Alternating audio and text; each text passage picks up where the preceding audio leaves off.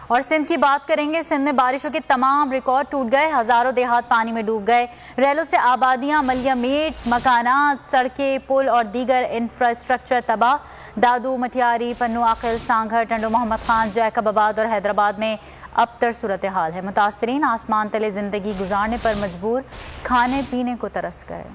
सिंध में सैलाब से क़यामत सुगरा, देहात तबाह, शहर वीरान, हर तरफ पानी ही पानी। सिंध में रिकॉर्ड बारिशों सैलाब ने हर तरफ तबाही मचा दी।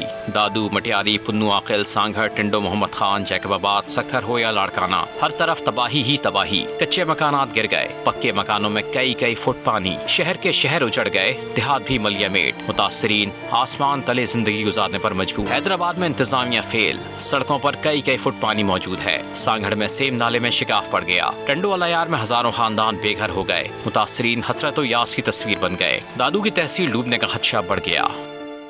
मैं हूं जैस्मीन मंजूर और आप मुझे देखेंगे सिर्फ बोल पर।